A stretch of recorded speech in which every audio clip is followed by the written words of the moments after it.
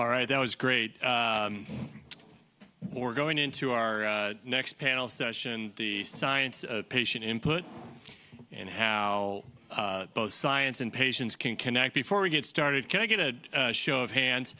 How many people here work in or around or with the medical device industry? Okay, keep your hand up if you've spoken to a patient in the last week. Okay, good. We've got about 20 or 30% there. So we're all in this for patients, right? Question is, what are we doing to listen to patients, and how do we take their stories and turn that into something that can be communicated in a way that the healthcare system can use in its decision-making? And that's what the Science of Patient Input project here is at MDIC. I'm Barry Liden in patient engagement for Edwards Lifesciences, and I'm a voluntary chair of the Science of Patient Input Steering Committee. I actually just am pointed at microphones or phones and talk. Stephanie Christopher is actually the real machine behind getting all the work done that we're doing here. But today we're going to talk a little bit about how patients and their input can really impact how medical devices are made, designed, approved, and how they get to market. And before we get into the patient side of it, we're going to start out with the science side of it. So we have a couple of scientists up here. One's an economist, and another's an expert in clinical trials. And they are going to present some research that they're involved in right now to help take data from patients and turn it into something that is helpful to all of us from a regulatory decision-making process, particularly in the design of clinical trials.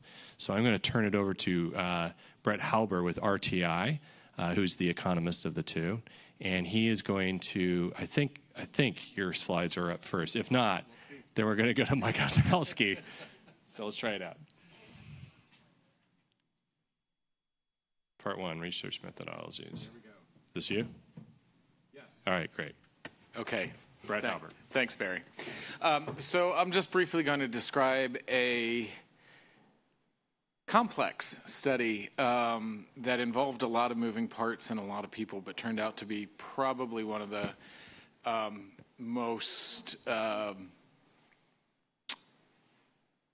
interesting, and I mean that in a good way, projects that I've worked on in my career, because it was different than anything else we had ever done before. And this project was a collaboration between CDRH, the Michael J. Fox Foundation, RTI Health Solutions, which is my organization, and MIT, and spearheaded, coordinated, led, and otherwise facilitated, and I think funded by, in part, at least MDIC. And I think this goes back to, maybe it was Dawn Bardot, and maybe she and Murray got together and came up with this idea that seemed totally crazy when Dawn first called me. But the idea was this, was to work with the Michael J. Fox Foundation to understand and quantify what matters to patients, and then use that information as input into this really novel model of clinical trial design that Andrew Lowe and Shomesh Chowdhury and others from MIT had come up with and applied at the time. I think it was only in oncology, and they have other applications of that since. But essentially, the idea is that when we design clinical trials, we all get stuck with this p-value of 0.05. And what that generally represents is what is the level of uncertainty or error that people are willing to accept when looking at the evidence behind medical devices or other medical interventions. So they developed what is actually a very elegant model, but a bit complicated, so I won't go into the details here because I don't understand them all completely, to be perfectly frank. But the idea is that there's always this potential for loss. There's the potential for making a mistake. So what is the level of uncertainty that feeds into that loss function that patients are willing to accept? So that was our end goal here, was to provide input into that model. So prior to doing a quantitative patient preference study, the folks at CDRH led an effort to develop and identify those items, those outcomes that are really important to patients. And that's where the patient input starts in this project. So our collaborators at CDRH met with the Michael J. Fox Foundation Patient Council, and there were a number of interviews. There was a survey. There's actually a paper that's available on this now that will be resubmitted. What they found through a very rigorous set of procedures was that there were a number of things that mattered to patients in terms of outcomes from clinical trials. Some of them were the usual suspects: increases in on time and decreases in motor symptoms. But two others came out as being particularly important, and one of them was really unexpected, and one was Parkinson's pain. No Parkinson's trials actually measure the effect of a treatment on Parkinson's pain, but we heard repeatedly from patients that this was a very, very important outcome for them. So already the patient input changed the attributes that we considered in this study. Another one that came up that was kind of on the radar, but not a major issue on the radar, was cognitive symptoms related to Parkinson's disease. And these are memory and thinking problems, not dementia-type cognition problems. So that was kind of, I think, prior to this study, in my mind at least, was just sort of one of those things that goes along with Parkinson's disease. It's not something that was really important to address. That showed my naivete. And then the other thing that came out was that medication and side effect burden. People with Parkinson's disease take a lot of medications. They take a lot of medications to treat the side effects of the Parkinson's medications. So we heard that that was important. So we developed a survey to look at the willingness to accept risks of potential neurostimulation devices in order to get improvement in these particular areas. So essentially, we asked everybody, where are you on these baseline things? So we'll start with movement symptoms. And we asked them to rate their movement symptoms on a scale. And then we said, okay, if we can give you a 50% improvement in that symptom, but 20 out of 100 people who have this neurostimulation device are either going to get new or worsening depression or anxiety, would you take it? And then if they said yes, we'd increase the risk until they said, no, I won't take any more. And if they said no, we decreased the risk until they said, okay, this is acceptable. So this is kind of what the choice questions looked like. This was part of a very long online survey that was administered to the Fox Foundation Fox Insight panel.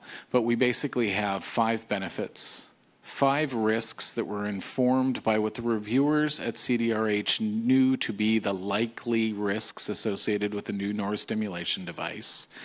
And then we did this little exercise for each of those pairs. So we worked with the Michael J. Fox Foundation. They have this online platform called the Fox Insight panel.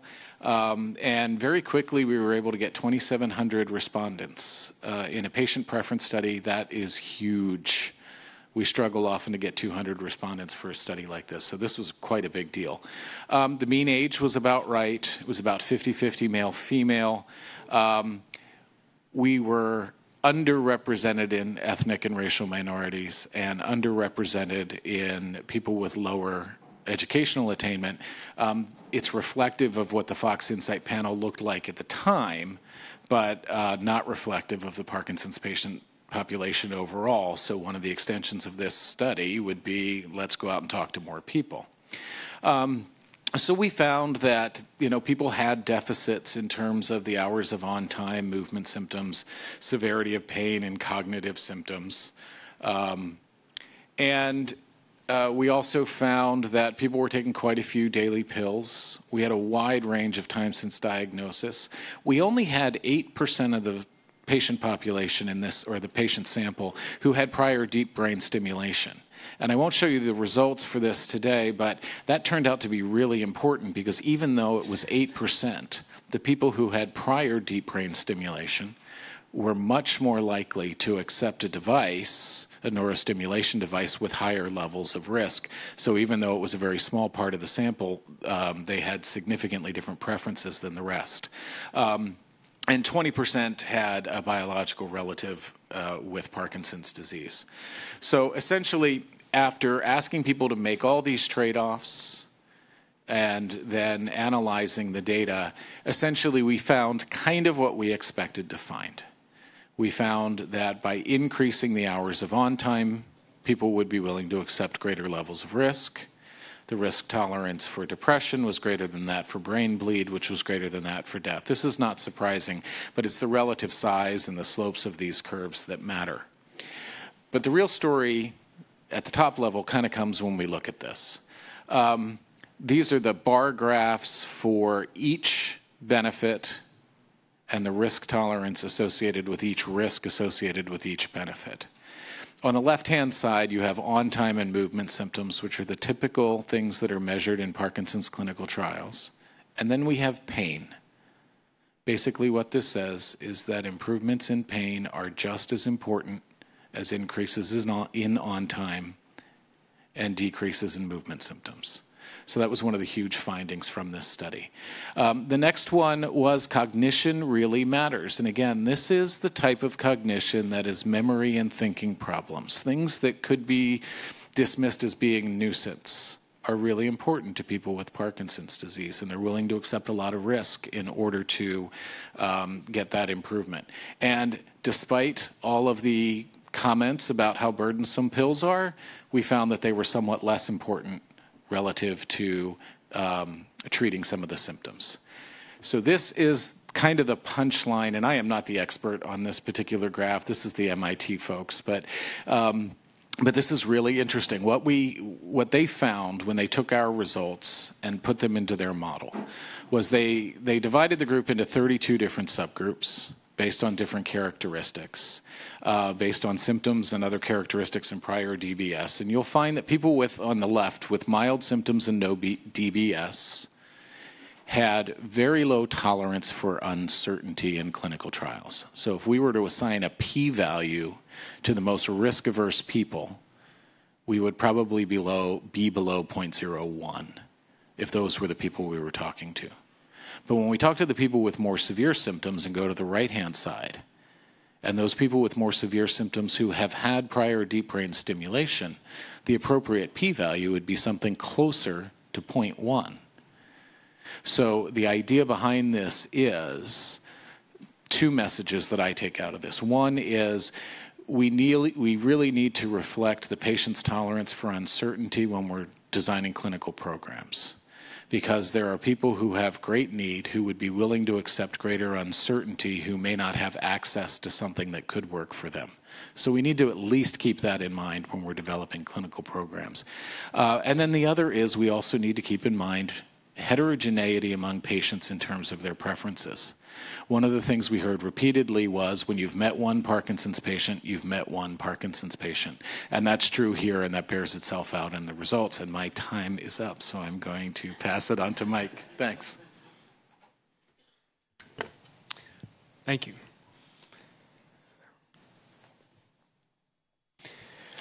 So one of the goals of the Science of Patient Input Committee was to develop tools to help sponsors and industry seek this patient feedback and sort of lower that barrier for them and make it easier for them to get involved in this way. And so we came up with a quick survey. It's not, of course, meant to be a definitive look at patient preferences in any way, but it's meant to gauge their interest and see how would they like to get involved in the research process prior to enrolling in a trial, and maybe have a voice in the building of that trial. So we tried to balance brevity with actually gaining information so that we could maximize our response rate. So we ended up with 31 questions, but it's a branched thing where if they answer yes, they go to something. If they answer no, then they skip that question and go to the next one. We used a popular survey website, so they didn't have to log in. They didn't have to have an account. They just had to click on a link. And then thanks to some patient groups who helped out, the Sleep Apnea Association, AHA, Diatribe, Michael J. Fox Foundation, and Unite to Fight Paralysis, that they spread the link amongst their members, and we got 124 responses in about 6 weeks. So we were pretty happy with that response rate. and thought it's sufficient to give us an idea of what we're looking at. So most of the respondents were, between 45 and 75 years old, as you might expect, 60% female. Almost all of them thought clinical trials are very important. Almost all of them said they would participate in a trial if they were invited. Only 35% had actually been invited, so maybe there's a disconnect there that we could address. For those who did participate or had participated, we see that altruism effect where the majority of them were in it for a potential benefit to others in the future. Second to that was potential benefits to themselves or access to new treatments, as you'd expect. Most of them did not think they received better care specifically for being in the trial, which I think is what you want. But they almost all said they would participate in another trial if given the opportunity. So I think that shows where their hearts and their heads are at. For those who did not participate, who chose not to, what were the reasons given? Most often it was risks. They were averse to risks from the procedure, from the experimental treatment. They didn't like the chances of being assigned to a placebo group instead of the experimental group, which is understandable.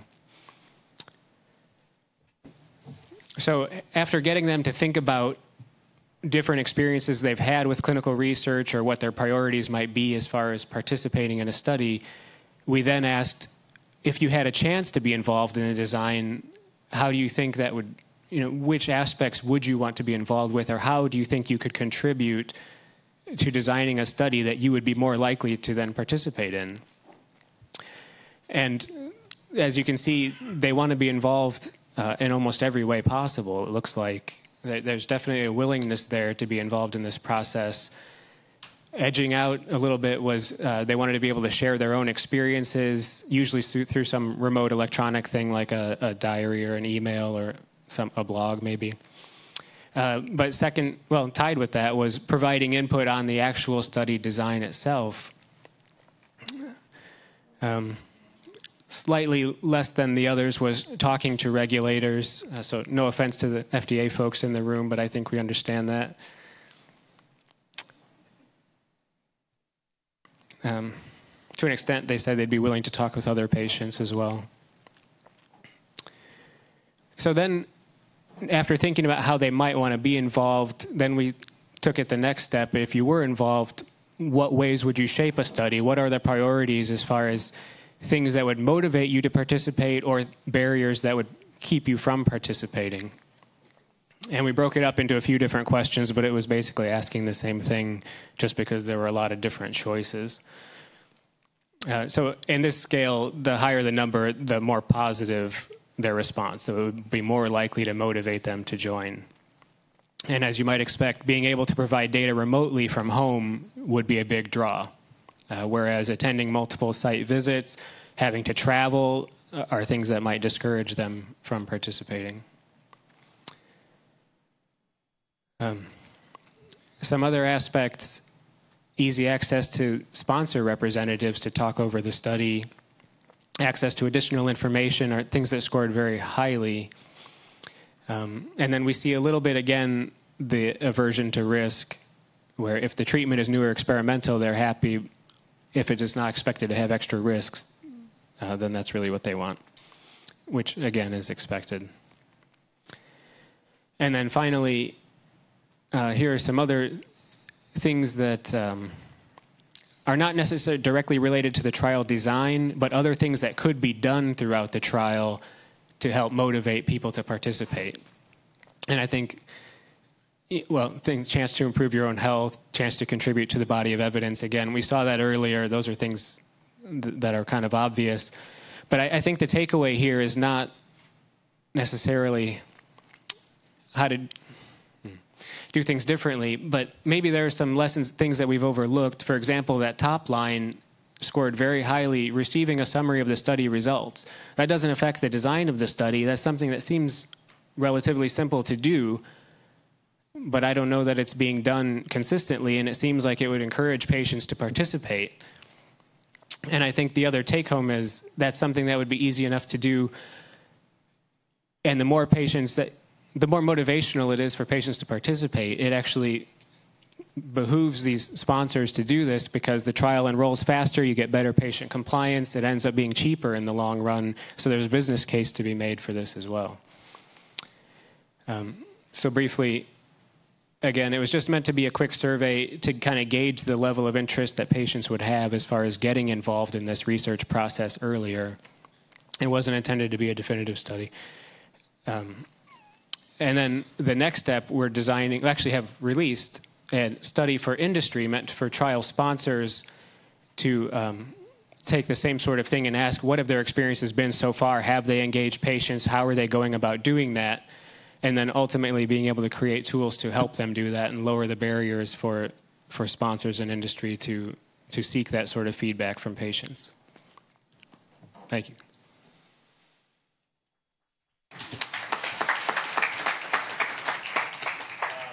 Any questions?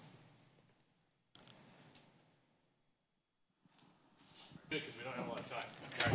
Oh, really quickly, if you are a representative of a sponsor or industry and you'd like to take that survey, we would be happy to share the link. Just talk to Barry or myself or Stephanie, and we could share that with you. Thanks. Thank you, Mike. Brett, great job. Appreciate it. All right, now we're going to listen to some patients. So coming up, Adam, Tonya. Where are you, Tonya? There you are. Donnette. And then somebody with a lot of patience, Michelle. I'm not going to introduce everybody. I'm just going to introduce what we're trying to do here. If we are about making therapies that help out patients, then we need to find opportunities for how patients can get involved and how they can provide their input. And so today's panel discussion is really to walk through the various stages of medical device development and listen to some patients who have had some experience in getting involved in these stages and kind of hear what they have to say about it. And Michelle with FDA is here to listen to them and also share their perspectives. So I'm going to go ahead and ask each patient to go ahead and introduce yourself and tell a little bit about your story, starting in the far left with Adam.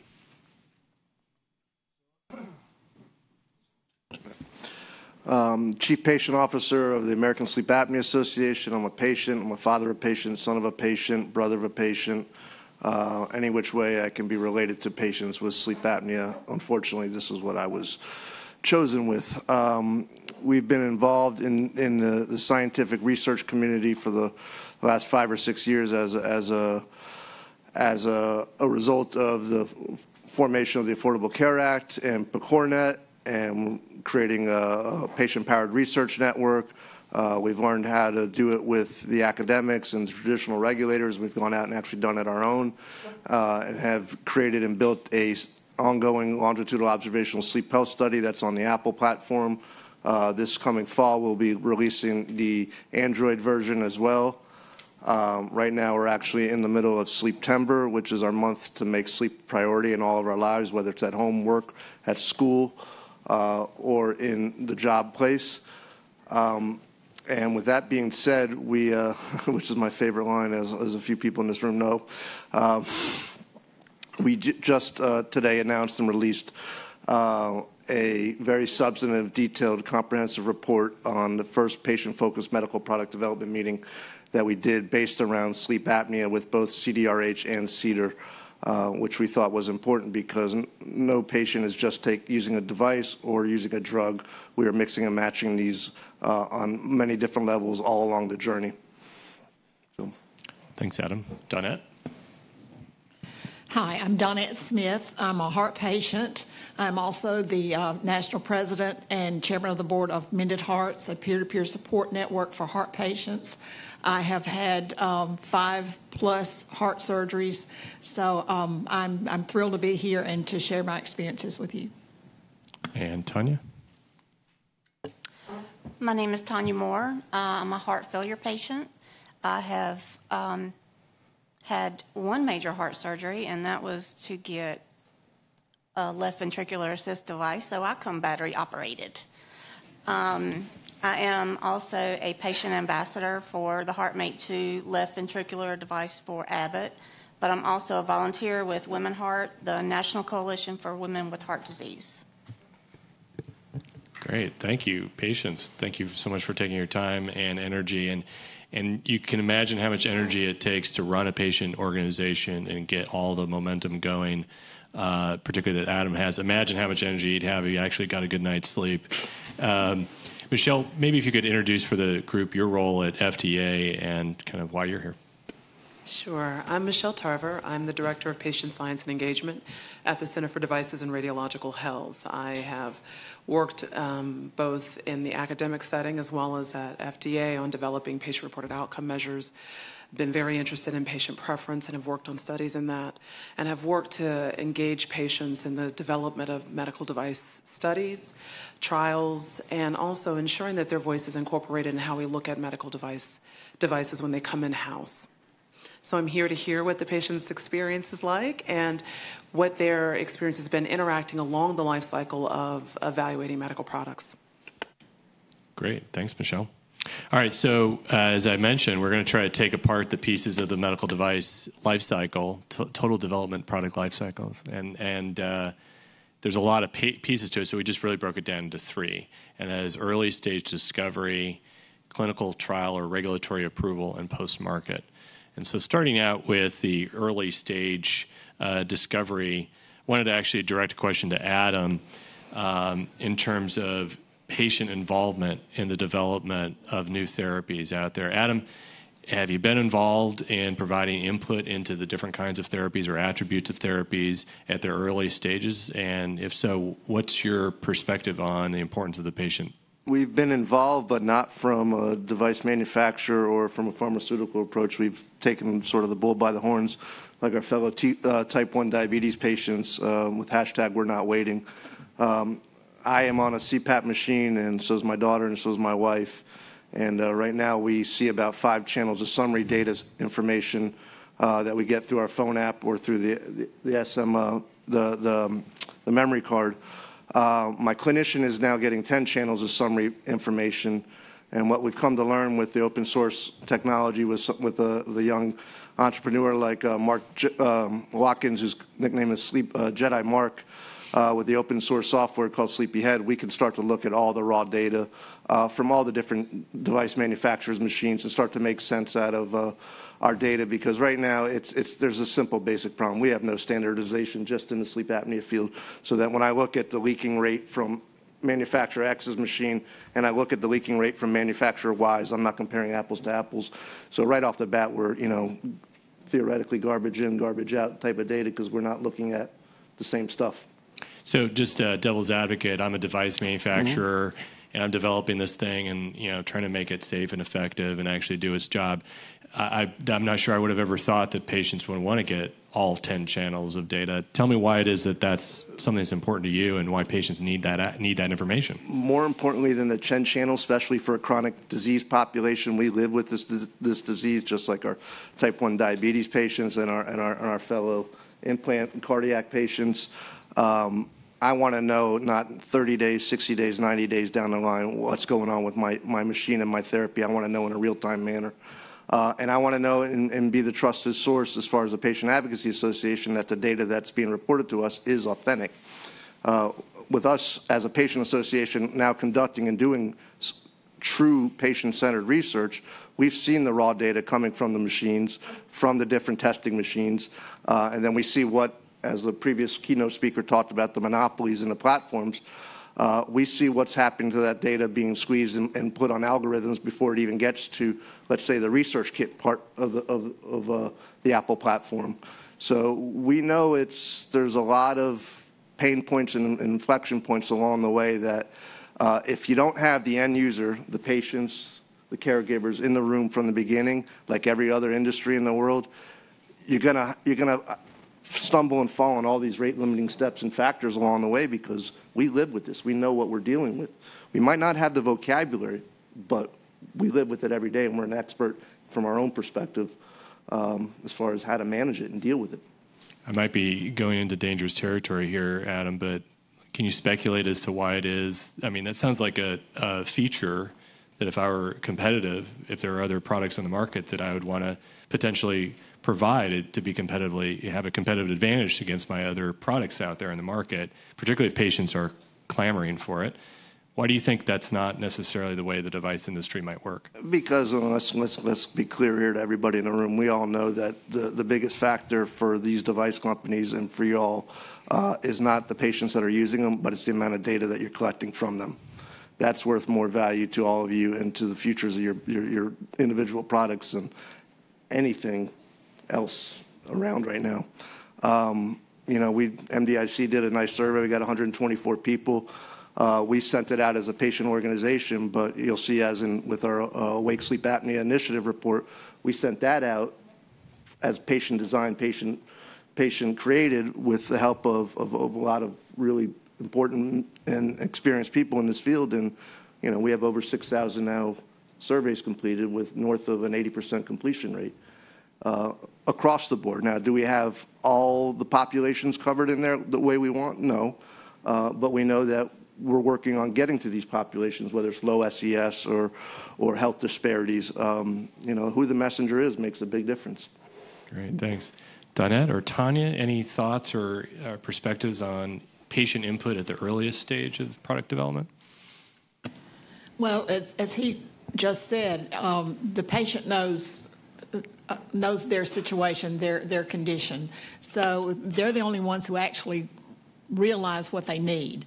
So being a part of the initial process, I think would add value to the product itself if it goes by what the patient is needing for themselves, and no one knows that better than the patient. I would like to add, too, when Adam was talking about getting the results in real time, like with the CardioMEMS heart failure study, anytime I was carrying extra fluid, at any given time, my cardiologist would call me, text me, and say, look, your fluid is high, take an extra Lasix, do so-and-so. But we got that information in real time. I got it the same day. So that is a tremendous thing that we need as patients. Michelle, from FDA's perspective, have you any insight into this area, any situations where device or product development has included the patient's perspective or any challenge you think that they have in terms of from an FDA perspective? Sure. We've seen a device that was intended to be used in children who had diabetes. It was a continuous glucose monitor with an insulin pump associated with it. And the parents were really concerned that these young children may overbolus themselves with insulin, which could be a life-threatening situation. They provided their input, and it changed the features of the device. So yes, we have seen it make a difference. And this was a qualitative piece of information that persuaded us and persuaded the company to take another look.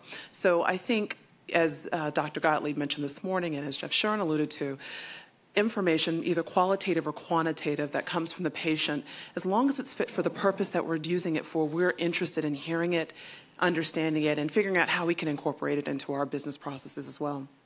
Great. Well, sounds like a pretty good case for getting patient input at the earlier stages. Let's move on to the product has been developed. We're now into testing it, trying to see whether or not it's ready for approval and get it to market. Tonya, I know that you had some personal experience in terms of being involved in a clinical trial. Can you tell us a little bit from the patient's perspective on what kind of input might have been helpful in terms of the development or design of that trial, or how you saw it from a recipient's perspective? With my experience, the biggest downside to the clinical trial is all those follow-up visits. When you factor in travel and a lot of patients that are older having to have a caregiver take them for their appointments, just the number of visits and travel time is crazy. It's crazy. There should be a way to streamline it somehow, I guess. Right. Donnette or Adam, any thoughts? I was part of a clinical trial once, and it was for IBS, and it started out great, and then I get a notice that said that I had been discharged. I wasn't needed anymore, and the reason was that my pain wasn't severe enough. So, and I thought, really? I mean, do they know me? Do they know all the different things that I've had done to me? I have a pretty high tolerance to pain. So that didn't really coincide with what they were trying to do. There are patients out there who maybe have a higher pain tolerance than others. So I think in the beginning with clinical trials, as with the devices, it would be important to include the patient's perspective in that as well, because there are a lot of aspects of it that I don't think were really taken into consideration. I was actually, when I was originally diagnosed, almost 10 years ago at this point, selected for a clinical trial for what is now called an upper airway hypoglossal nerve stimulator that would have been picked up free of charge by the sponsor and by the hospital. And fortunately, I had enough wherewithal and enough cognitive clairvoyance at that age to realize that sometimes a good thing is too good to be true, and that I passed on it. And I passed on it, and when I learned maybe a year and a half later, as I got more empowered as a patient and more knowledgeable about my syndrome, my issues, and why I have obstructions, it became very clear from the leading thought leader in the field, Dr. Christian Gimeno, that no one should ever operate around my neck unless it's a life emergency situation. And not knowing that, coming from the manufacturer and from the other academic hospital, was scary. And this was a knowledge base of maybe 10, 15 miles in a very affluent part of Northern California. And that's scary to me. We heard a little bit from Brett and Mike about how we're doing work to ascertain what the risk thresholds are and what priorities are for patients in the design of clinical trials. Michelle, from the FDA's perspective, are there any other types of opportunities that you could foresee patients' input helping in terms of the process of not just design and execution of clinical trials, but maybe even also the approval process itself? Right. So last year, many of you probably are aware, in October of 2017, we held our inaugural Patient Engagement Advisory Committee meeting. And the focus of that meeting was how can patient input be used in the development of clinical trials, during the conduct of the trials, and how the results are relayed back to patients. So from that advisory committee meeting, we heard a lot of wonderful suggestions from our committee, from our audience members, from people who participated during the open public hearing.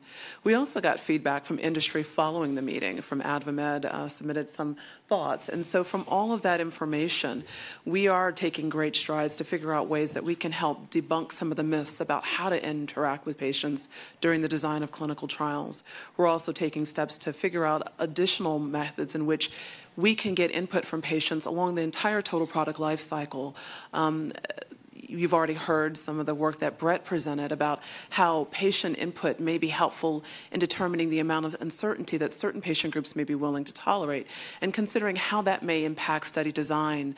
Construction is also an important thing that we're starting to look closer at. So yes, we're trying to figure out along the entire clinical trial enterprise how we can incorporate patient input. I can imagine some of the data that's gathered as clinical trials are executed and devices are developed can also lead into a post-market setting in terms of talking to payers, health technology assessment organizations, CMS, coverage groups, et cetera. Donnette, I know that you've been recently involved in a CMS coverage decision discussion. Could you tell us a little bit about that and your perspective from the patient side? Absolutely.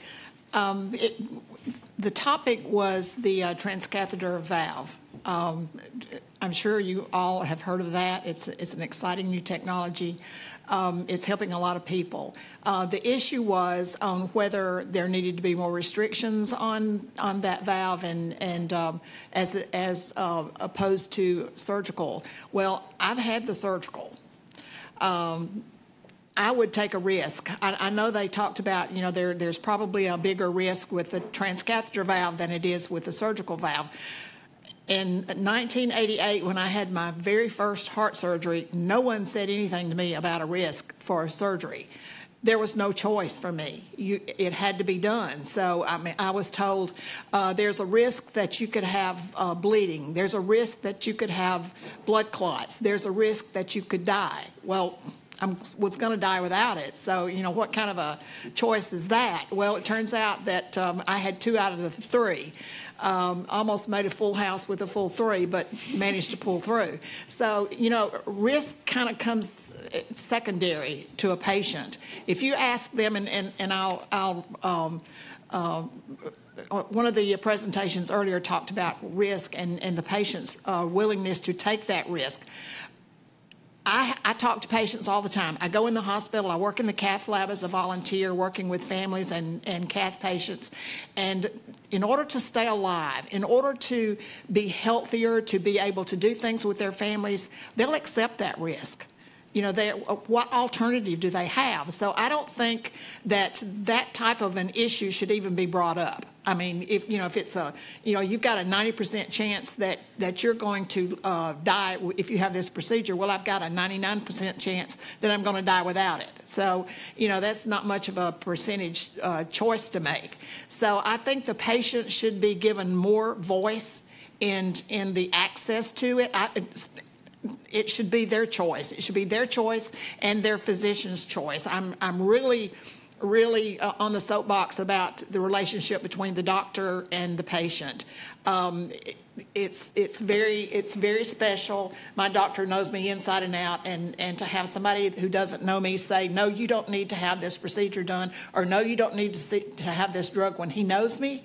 I mean, really, that makes absolutely no sense to me.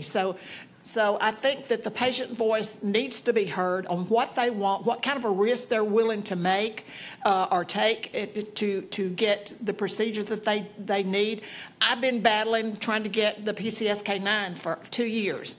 Finally got it in January of this year. 3 months later, I got a letter from the insurance company that says, we're no longer going to cover it. You've got to go through the prior authorization again. What? You know, I mean, it was like pulling teeth to get it done the first time, so now I've got to do it again. You know, my doctor says I need this, so I need this. Why should someone else tell me that I don't?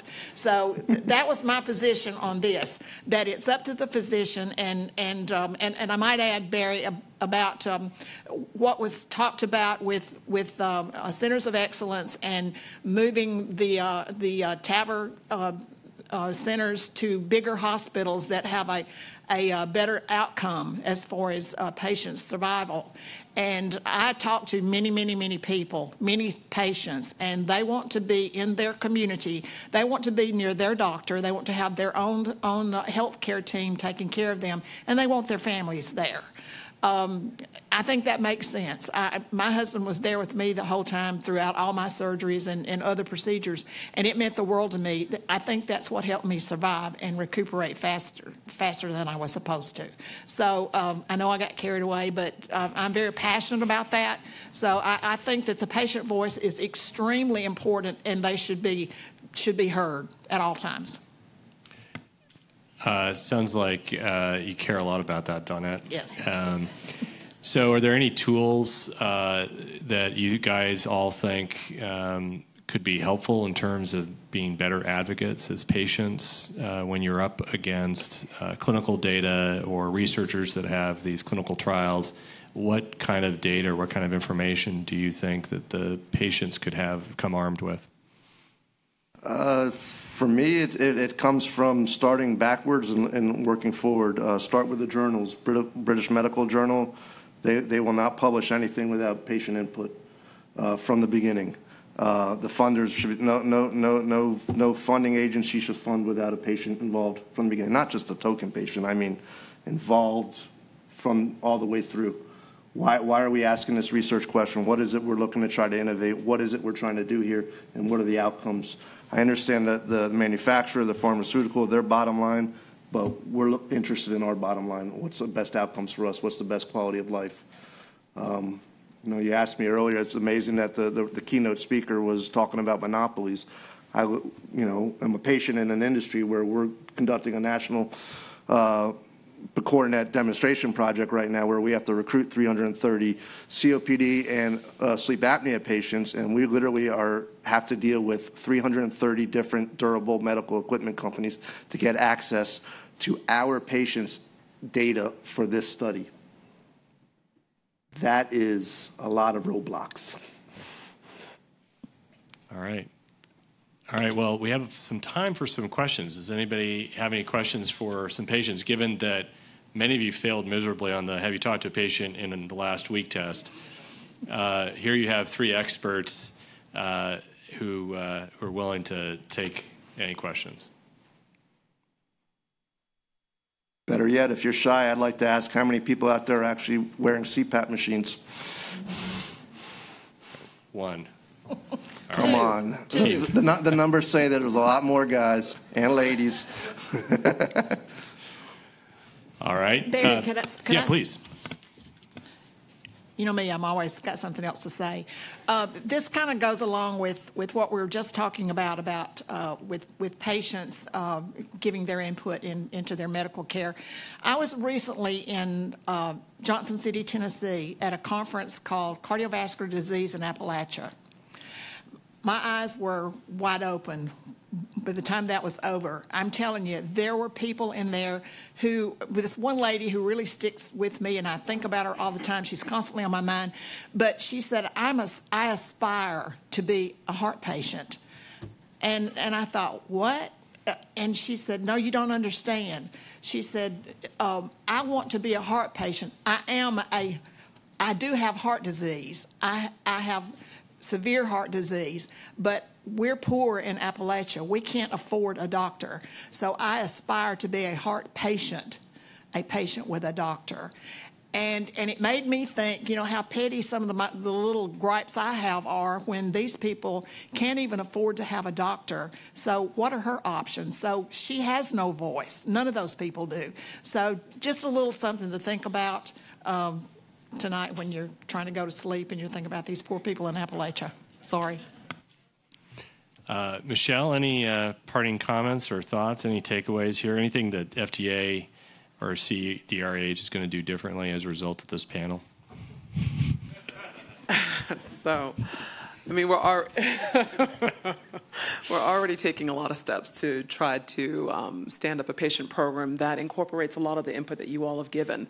You know, what I've heard is that a very activated patient population can do a lot, can make a difference, and that it's the amalgamation of all the different voices, because as you alluded to already, you know, we hear from adults, but children also are voices that often are left out of the conversation in the development of medical devices, and having them play a role in it as well. So we are trying to think of all the different aspects, all the different voices that we need to incorporate it, as well as develop methodologies to, as you heard earlier this morning, quantitatively incorporate it as scientific evidence in our medical decision making. So we're making great strides, and we're thrilled that MDIC has shown a commitment to ensuring that we incorporate the patient voice along the entire medical device continuum. Great. Oh, we do have a question. All right. Brave soul. Hi, my name is Tyler O'Neill. I'm a scientist with Roche Hello? Yeah, hi. I'm Tyler O'Neill. I'm a scientist with Roche Diagnostics. And I have a question, well, a comment that was based on what Donnette said, and then a question to the agency. And it was around your inability to be continuously enrolled in the clinical trial because of your ability to tolerate pain. And this is one of the strengths that we see in the use of real-world data.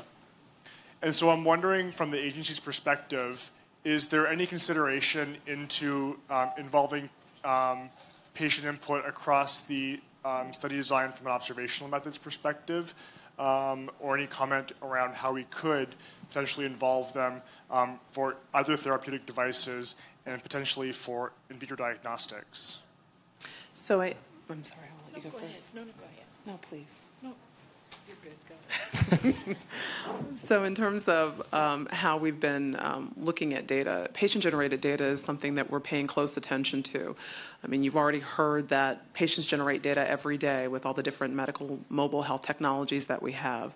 They're creating registries. They're talking about their condition online and sharing their experiences, and that's a large wealth of information, and trying to figure out how to mobilize that as real-world data is a very interesting question that we are exploring.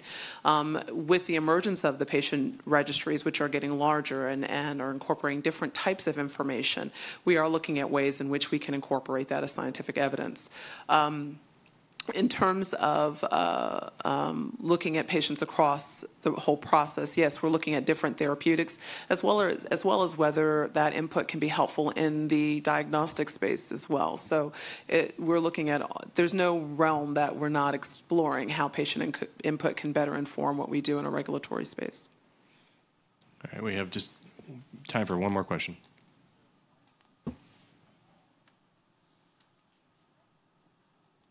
John Hornberger's from Stanford and Genomic Health. I'm just absolutely thrilled that you're talking about this as part of the MDIC and the FDA initiative.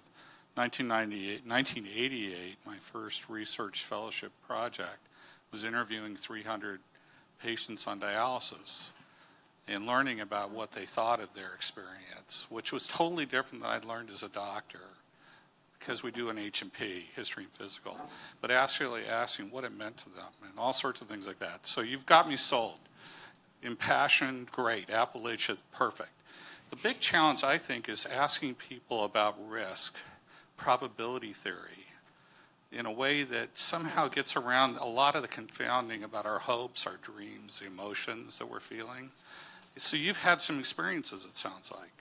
And I was just wondering, what tools or explanations of probability theory have helped you be able to inform yourself, your friends, your family on risk assessment? It's like, what's the best approach from the patient's perspective on risk assessment?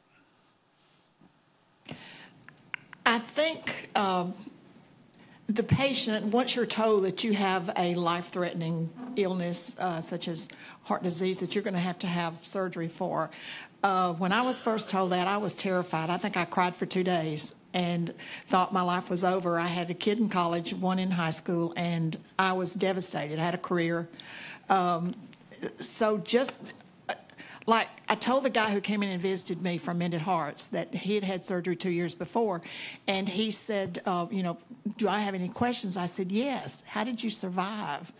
And he said, he explained to me what he did, what his doctor had him to do. But the point is that you are so devastated at that point of diagnosis that you're reaching for a life preserver, something that can save you and keep you from drowning in this despair that you're in.